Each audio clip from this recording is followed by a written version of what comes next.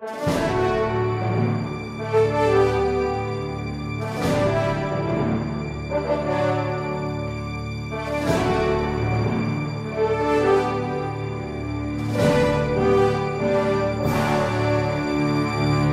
Resposta Católica de hoje, gostaríamos de responder a um dos nossos alunos que quer saber se eu posso cumprir o preceito dominical participando de uma celebração na ausência de sacerdote, ou seja, uma celebração que não é missa.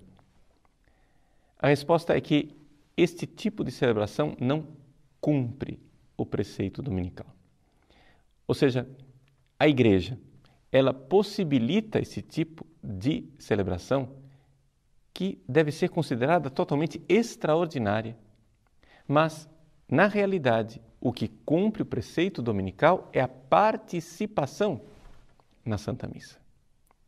Se você está impossibilitado e é impossível, vejam a palavra, impossível ir à missa, então você pode realizar uma das alternativas. A primeira delas, a ideal é que você participe de uma celebração, quem sabe até com a distribuição da comunhão.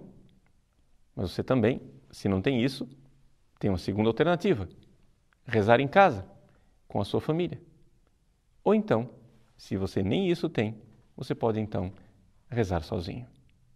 Seja como for, estas três alternativas, a celebração, o rezar em família e o rezar sozinho, não são um cumprir o preceito dominical. Se você não pode, se é impossível para você participar da missa, então você é aconselhado a rezar no domingo, na celebração, na família ou sozinho. Mas a lei mesmo visa a participação da Santa Missa. Como eu estou dando para você uma resposta católica e não a opinião do Padre Paulo Ricardo, é importante que você saiba quais são os documentos que fundamentam essa minha resposta. Em primeiro lugar, a lei básica e fundamental, que é o Código de Direito Canônico. O Código de Direito Canônico, que foi promulgado pelo bem-aventurado Papa João Paulo II em 1983, diz assim no cânon 1248, parágrafo 1º, o que é que satisfaz o preceito? É participar da missa. Ponto. Agora, num parágrafo 2º, sabendo que às vezes é impossível participar da missa, mas a palavra é impossível. Então, o parágrafo 2º recomenda-se vivamente, valde commendatur. Não é obrigatório.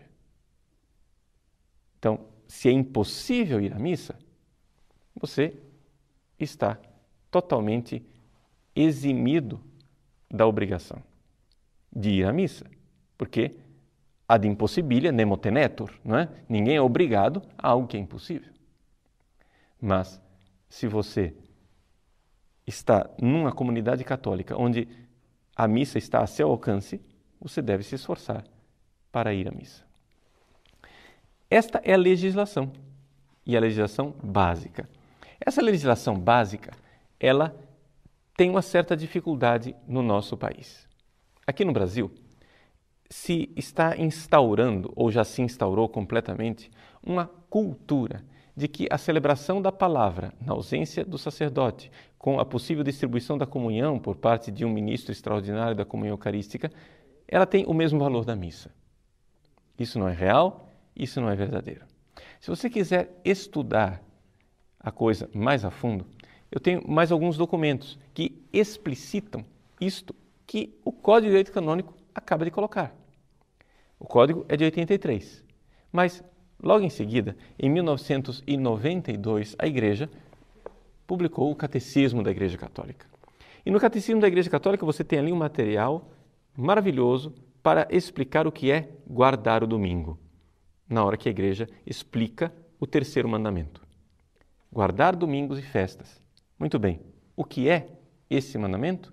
Então confira no Catecismo da Igreja Católica, no número 2168 a 2195. Ali você tem não somente a questão do preceito de ir à missa, mas todo o espírito que está por trás da participação da missa.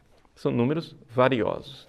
Só que a coisa de participar na missa do domingo e toda essa realidade da santificação do domingo é tão importante que o bem-aventurado Papa João Paulo II não parou por aí. Ele já tinha o código, ele já tinha o catecismo, mas ele quis publicar uma carta apostólica, toda ela dedicada ao domingo. Veja que coisa extraordinária. A Carta Apostólica Dies Domini de 1998. Esta Carta Apostólica inteira fala dessa realidade do domingo, que está no coração do cristianismo, não é? Essa coisa de guardar o domingo não é uma tradiçãozinha, mas é algo que está no centro da nossa alma, de tal forma que escritores eclesiásticos antiquíssimos, como Tertuliano, diziam sine dominica non possumus. Ou seja, nós não podemos sobreviver como cristãos sem o domingo. E vejam que nós estamos aqui numa época que o domingo não era feriado. Não é que os primeiros cristãos fossem privilegiados a ponto de dizer, temos um feriado, podemos ir à missa. Não. Eles trabalhavam o dia inteiro e, de noite, na madrugada, do sábado para domingo, eles participavam da celebração eucarística, no raiar do dia, na primeira luz do dia, santificavam o seu domingo. Por isso, se os primeiros cristãos faziam esforços tão grandes, por que é que nós não podemos também nos esforçar para ir à missa? Mas se você acha que a minha interpretação do Código de Direito Canônico está sendo muito restritiva, deixa eu colocar nas suas mãos um instrumento ainda melhor. Um instrumento que comenta especificamente essa questão que nós estamos tratando. Trata-se da instrução publicada pela Congregação para o Culto Divino, chamada Redemptionis Sacramentum. Essa instrução ela foi publicada no dia 25 de março de 2004. E, falando de várias coisas a respeito da Eucaristia, que é o sacramento da redenção, aconselho a leitura da instrução inteira, mas neste tema que nós estamos tratando, ela fala no número 162, 162, até 167, 167, a respeito das celebrações, que ela intitula assim, celebrações particulares que se realizam na ausência de sacerdotes. Algumas coisas a serem pontuadas, que estão aqui na Redenção e Sacramento, para você entender que não é uma interpretação particular do Padre Paulo, mas é a resposta católica, a resposta daquilo que a Santa Sé nos dá. Em primeiro lugar, a Redenção e Sacramento retoma a realidade de que, para o preceito dominical, nós temos o domingo. E que, portanto, estas celebrações são totalmente extraordinárias. É importante nós incutirmos na cabeça dos fiéis essa realidade de que celebrações na ausência de sacerdote, sem missa, é algo extraordinário. O normal da igreja é a missa. Então, nós vemos que o documento faz um esforço enorme para tirar da cabeça das pessoas essa ideia de que missa e celebração na ausência de padre são a mesma coisa. Por exemplo, a instrução diz assim, que o ministro sagrado que for celebrar, seja diácono, seja alguém que foi orientado pelo bispo, eles devem fazer com que os fiéis tenham uma verdadeira fome de Eucaristia. Então, quer dizer o quê? Quer dizer que, se você é ministro da comunhão e você desempenha esse papel extraordinário de fazer celebrações nas capelas onde os padres não podem chegar, eu devo dizer para você, meu irmão, Deus abençoe você e seu ministério. A igreja é imensamente agradecida à generosidade de tantos homens e mulheres e diáconos que dedicam incansavelmente, né, o seu domingo, um dia que poderiam estar em casa descansando, para então celebrar com a comunidade, partilhar a palavra de Deus e distribuir a comunhão eucarística. A igreja tem uma gratidão enorme. Mas esta gratidão e este valorizar do seu ministério não pode ter como consequência uma desvalorização do santo sacrifício da missa. Ou seja, nós não podemos dizer que a celebração na ausência do sacerdote vale a mesma coisa que o santo sacrifício eucarístico, que é o sacrifício redentor, no qual nós celebramos a paixão, morte e ressurreição de nosso Senhor Jesus Cristo. Esse é o coração do domingo. Domingo, dia da ressurreição, é a Páscoa dominical. A celebração é uma realidade extraordinária, assim como o seu ministério de distribuir a comunhão é um ministério extraordinário. Claro, esse ministério que é extraordinário encontra muitas vezes no coração desses fiéis uma generosidade extraordinária e nós somos muito agradecidos a você. Mas é necessário que o povo seja esclarecido, que o povo cristão seja formado.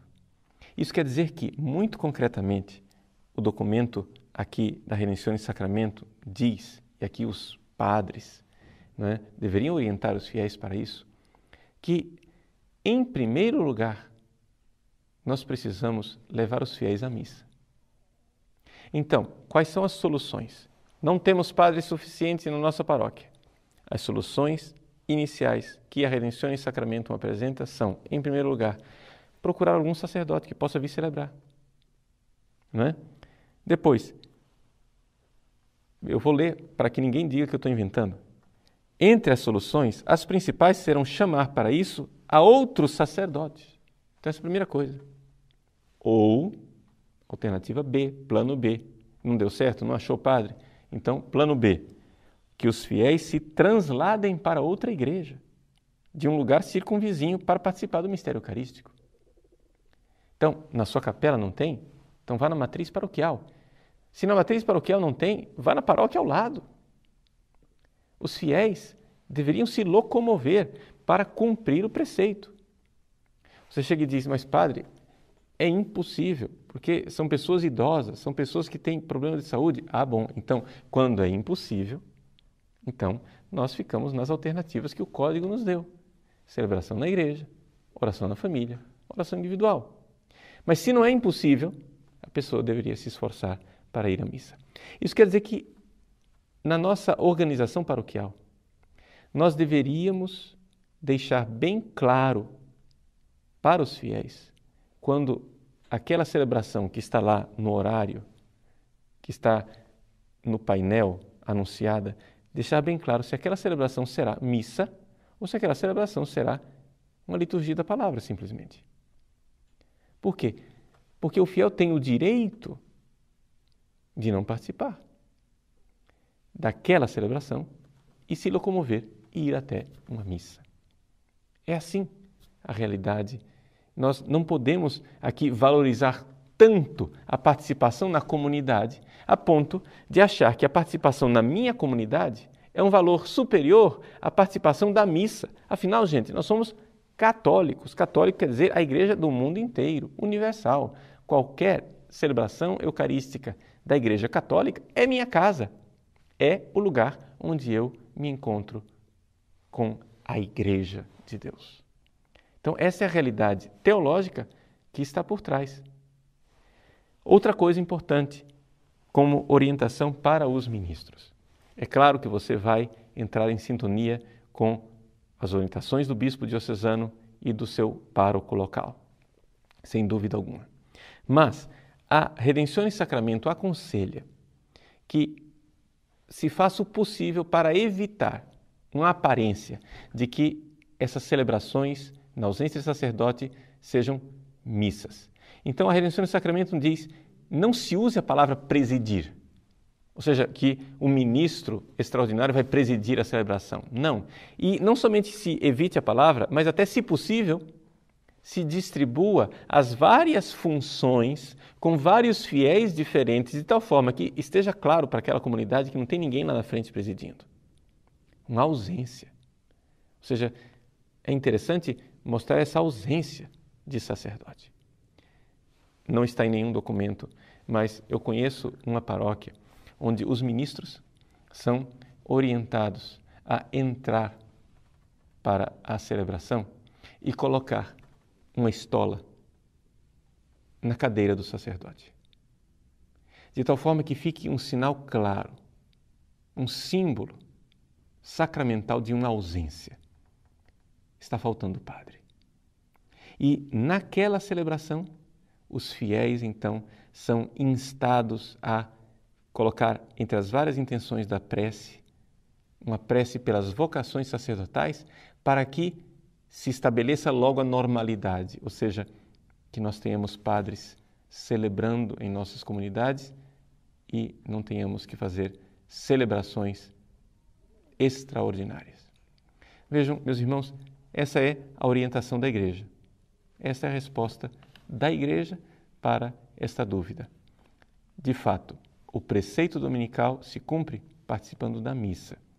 As celebrações da palavra com distribuição da comunhão são extraordinárias e devemos fazer o recurso a elas somente na impossibilidade de cumprir o preceito.